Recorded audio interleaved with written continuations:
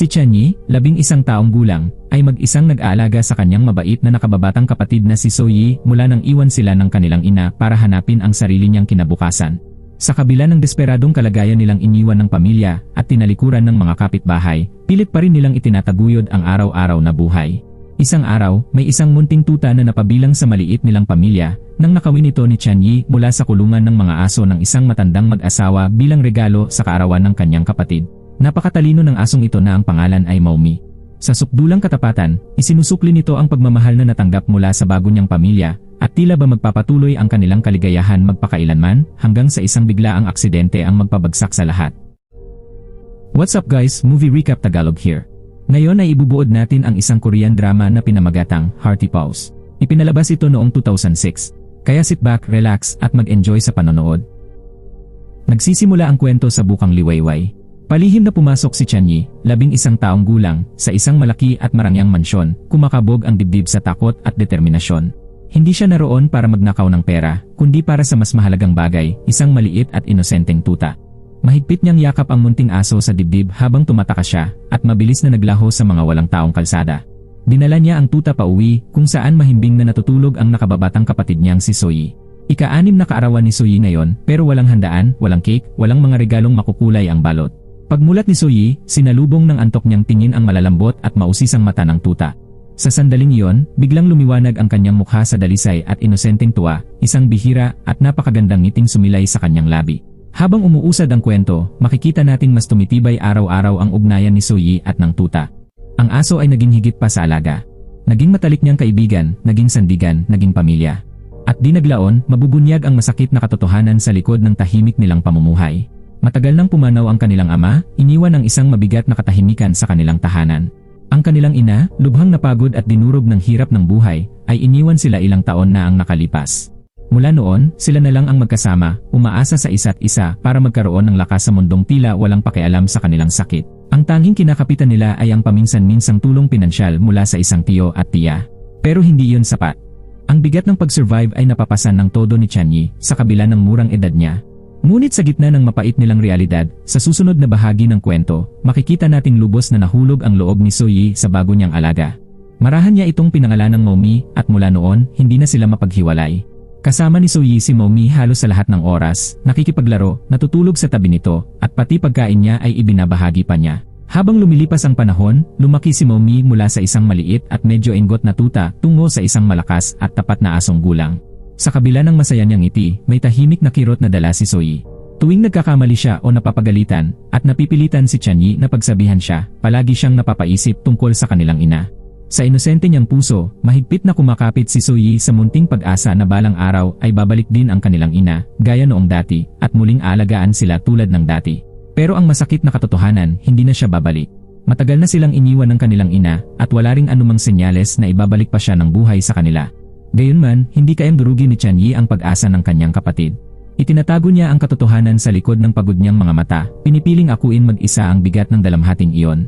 Araw-araw, masinop na pumapasok si Chanyi sa paaralan, ginagawa ang lahat para makapagtayo ng mas maayos na kinabukasan para sa sarili niya at sa kanyang nakababatang kapatid. Habang wala siya, sandaling inaalagaan ng tiyahin nila si Soyi. Pero ang talagang laging nasa tabi ni Soyi ay si Maumi, ang tapat niyang tagapagbantay. Saan man siya magpunta, dikit lagi si Maumi, parang aninong hindi kailanman umaalis. Isa sa araw-araw nilang ginagawa ang paghihintay sa bus stop para sa pag-uwi ni Chanyi mula sa eskwela. Para maibsan ng oras, naglalaro sina Soyi at Maumi ng maliliit na laro, humuhuni ng marahan o nag-uusap ng pabulong, mga salitang sila lang ang nakakaunawa. Pero isang araw may kakaiba. Hindi dumating sa oras si Chanyi at napuno ng pag-aalala ang munting puso ni Soyi. Nakatayo siya sa hintayan, katabi si Maumi, at desperadong hinahanap ng mga mata niya ang kuya niya. Sa wakas, matapos ang mahabang paghihintay, dumating din si Chanyi. Pero hindi siya nag-iisa. May hawak siyang maliit na sorbetes na unti-unti nang natutunaw. Basa ng pawis ang kanyang damit, halatang pagod ang mukha, pero may ngiting puno ng pag-asa sa labi niya. Nalaman ni Soyi na ginastos ni Chanyi ang lahat ng pera niya para bilhan siya ng sorbetes. Alam niyang paborito iyon ni Soyi, at gusto niyang bigyan siya ng isang espesyal na bagay, kahit pa ang kapalit ay maglakad pa uwi dahil wala na siyang pamasahe. Pero nang makita ni Soyi ang natunaw at malagkit na sorbetes, napalitan ng luha ang tuwa niya. Para sa kanya, hindi lang iyon natunaw na pagkain. Simbolo iyon ng lahat ng nawala sa kanya, ng lahat ng pinapangarap at namimiss niya. Hindi na niya napigilan ang sarili, ibinato niya sa lupa ang sorbetes at humagulgol. Nang makita siyang umiiyak, kumilos si Maomi, tahimik na tagapagtanggol gaya ng dati, para iligtas ang sandali. Sa kanyang palaging mapaglarong paraan, ipinasok niya ang ulo niya sa plastik na supot ng sorbetes, at ang malalambot niyang tainga ay nakalabas ng alanganin. Nakakatawa at perpekto ang itsura. Unti-unting napalitan ng tawa ang hagulgol ni Soyi. Si Tianyi, pagod ngunit gumaan ang loob, ay napatawa na rin kasama niya. Kinabukasan, habang kasama ni Tianyi ang tiyahin niya, may alinlangan itong nagsabi ng isang bagay na lalo pang yumanig sa marupok niyang mundo. Mabigat ang dibdib, ipinaliwanag ng tiyahin na napagdesisyonan na nilang mag-asawa na lumipat sa ibang lungsod. Tapos dumating ang pinakamahirap. Marahan niyang inamin na hindi nila maisasama sina Tianyi at Soyi. Sagad na ang kanilang pera, at hindi na nila kayang pasanin pa ang dalawa pang bibig na pakakainin. Bagamat may balot na guilt at lungkot ang kanyang mga salita, mas hindi mainat ang asawa niya, ang tiyo ni Tianyi. Sa malamig at diretsahang pananalita, sinabi niyang ang pinakamabuti para kay Tianyi at sa kapatid niya ay ang mapunta sila sa ampunan. Pagkarinig nito, tila nabasag ang puso ng batang lalaki. Kumuyom ang kanyang mga kamao sa magkabilang tagiliran habang pinipigilan niya ang unos ng damdaming umuusbong sa loob niya. Sa huli, hindi na niya kinaya, lumabas siyang pasugod sa bahay, sumisigaw habang papalayo, "Hindi kami ulila."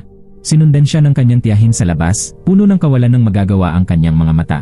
Sumigaw siya sa likuran niya, nangangakong magpapadala siya ng pera buwan-buwan para may maipangtawid sila sa araw-araw.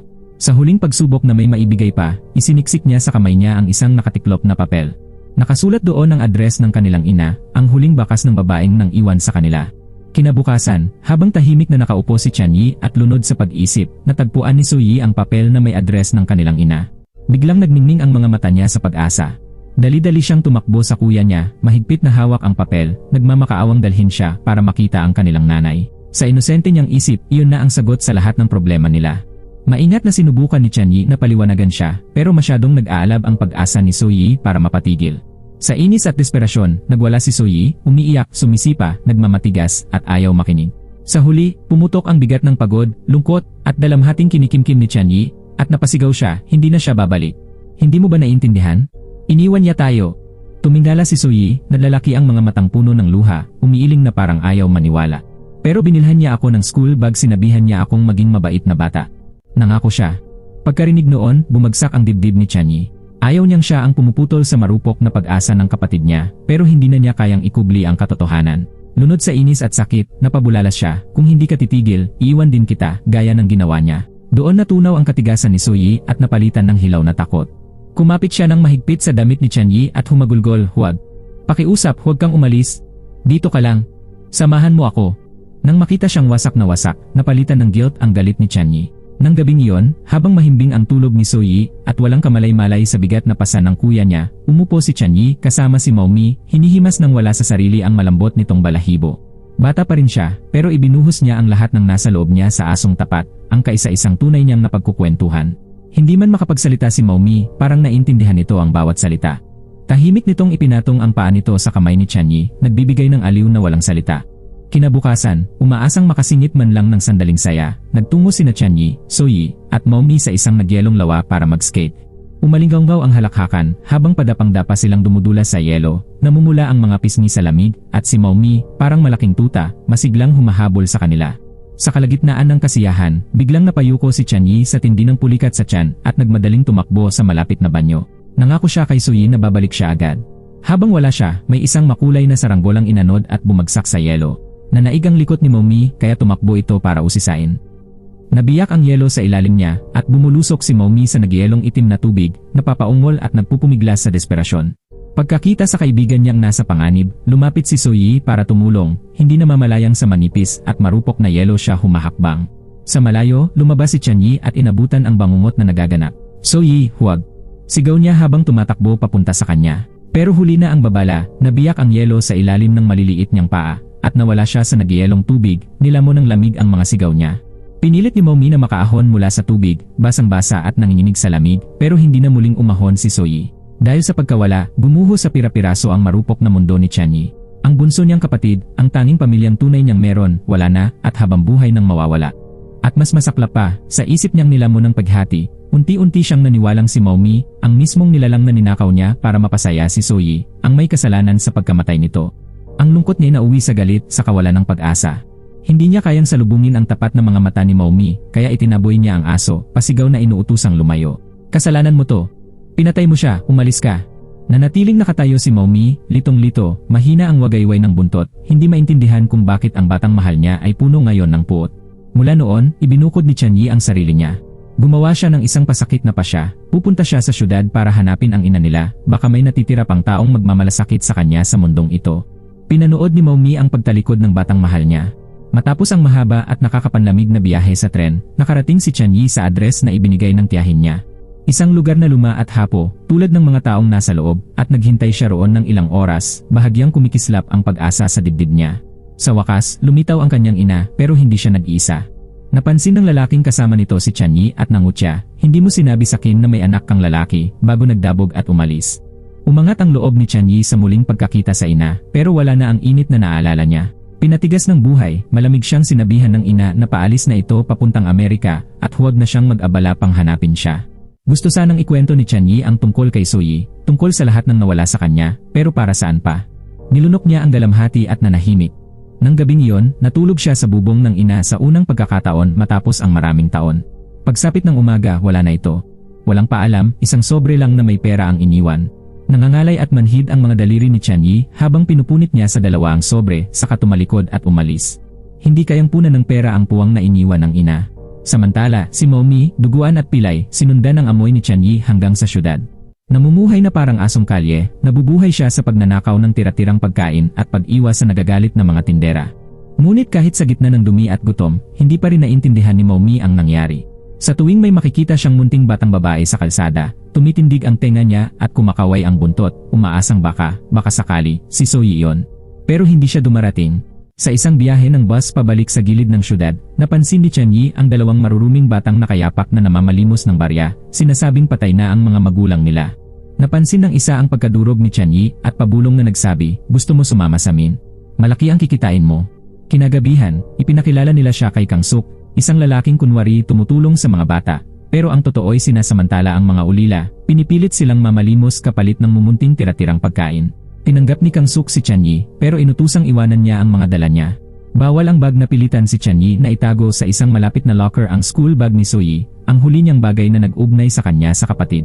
Nadudurog ang kanyang puso, ngunit wala siyang pagpipilian. Sa di kalayuan, naamoy ni Maumi ang amoy ni Tianyi. Tahol siya ng tahol sa tuwa at pilit siyang nilapitan, ngunit naipit siya sa likod ng isang kinakalawang na bakod. Nang sa wakas ay makawala siya, naglaho na si Tianyi sa kabuluhan ng lungsod. Ngunit hindi sumuko si Maumi. Dahil sa kanyang katapatan, pumulupot siya sa labas ng locker, kung saan nananatili ang amoy ni Soyi, binabantayan ang nag-isang piraso ng pamilyang natitira sa kanya. Kinabukasan, sinimulan ni Tianyi ang unang araw niya sa grupo ni Kang Suk. Hindi tulad ng iba, hindi niya kailangang magkunwaring may malungkot na kwento, nakaukit na ang kanyang dalamhati sa kanyang mukha. Ang hungkad niyang mga mata at mabagal na hakbang ay nakakuha ng ilang baryang abuloy mula sa mga estrangherong nahabag sa isang tunay na sakit. Ngunit mabilis dumating ang gulo. Namataan ng mga gwardiya ang mga bata at hinabol sila. Humarurot sina Tianyi at ang bago niyang kaibigan sa makikitid na eskinita, hinal at takot, at bahagya lamang nakatakas. Maya-maya, napadpad sila sa isang nagkakatipong tao. Bumigat ang dibdib ni Tianyi, si Maumi iyon. Marumi at pilay, nakulong si Maumi sa gitna ng mga lalaking may dalang lambat, handa na siyang hulihin na parang isang asong gala na itatapon na lamang. Hindi nag-isip si Tianyi at sumigaw, aso ko yan. Nakipagsiksikan siya upang marating si Maumi at tumayo sa pagitan nito at ng mga opisyal.